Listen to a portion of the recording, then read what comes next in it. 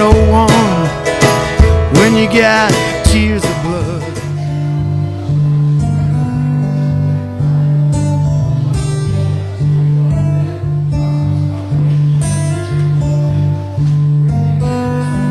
Well, take me away where the rain is gone, the sun shines on like an electric friend. Lord, don't afraid, jump out of your grave, hit the rain. Electric prayer, electric prayer, electric prayer. Lord, will say that electric prayer, electric prayer, electric prayer. Lord, will say that electric prayer. All right. Camera's rolling. We're in Inverness, Hootananny. It's day 3, Crosby Tyler's tour. 4. So have you've done some in Scotland already, I take it? Yes, I have. Yeah. I just did the Isle of Bute. Yeah. Which you've done before. Did it in February. And I played extensively in Scotland in February in 2009, where I played in Glasgow and Edinburgh and You must have enjoyed it if you're back again. Fife, I think. Yeah. I do. I must say that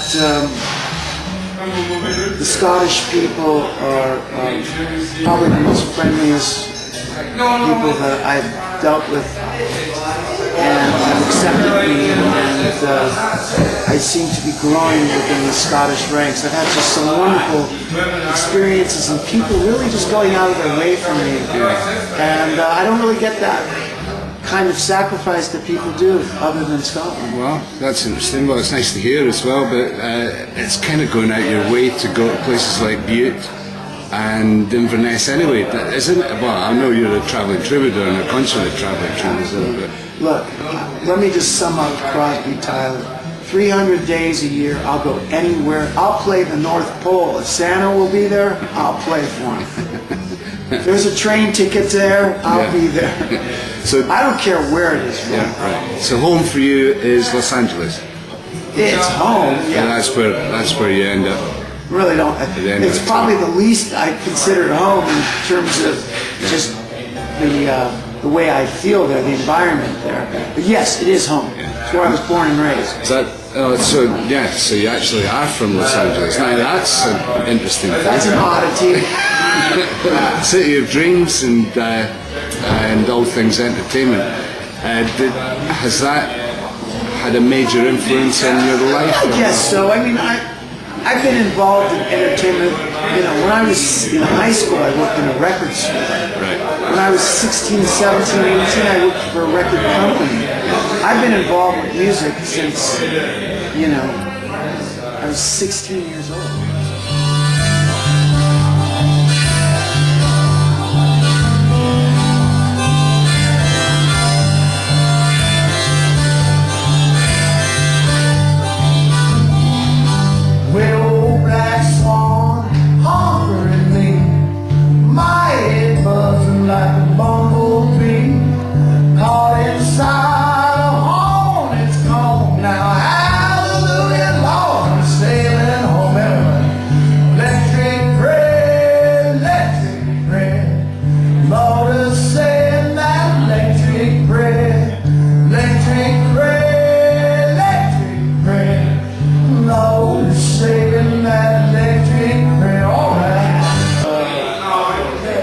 Produced a major label record. I've had songs recorded by major artists, not that you've heard of, but you know, record label artists.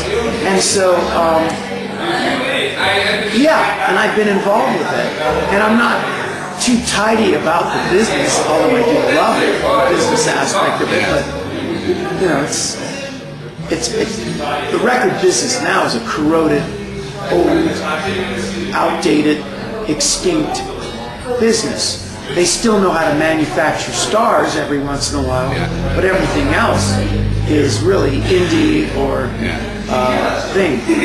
They were a shad late on the whole internet technology download world, which they just looked at like it was nothing. And now your real major record companies are like Apple Computer, but iTunes.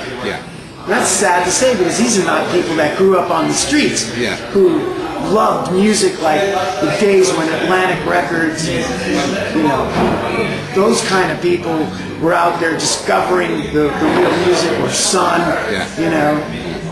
It's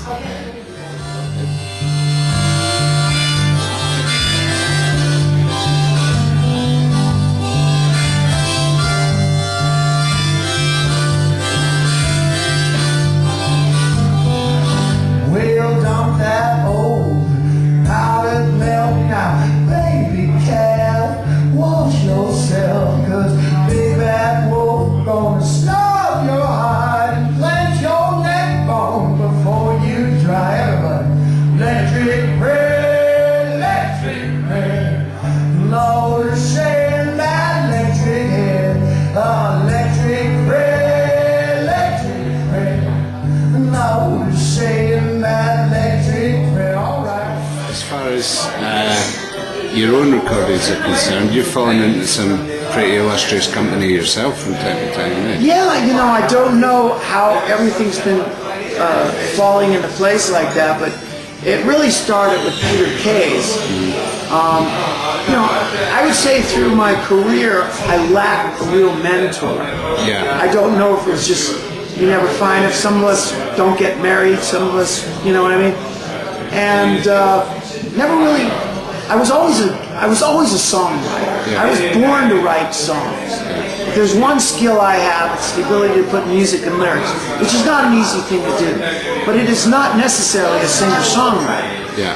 And so it took many years to build up the technique of doing it, and lo and behold, Peter and I connected, and he really got the ball going with my songs, and he really built me up a little bit. And made So me you kind of produced, was it the first album that you Yeah, produced? it wasn't my first record, but it was really my first major debut. So how was that for a new artist to fall into, well, illustrious company, but also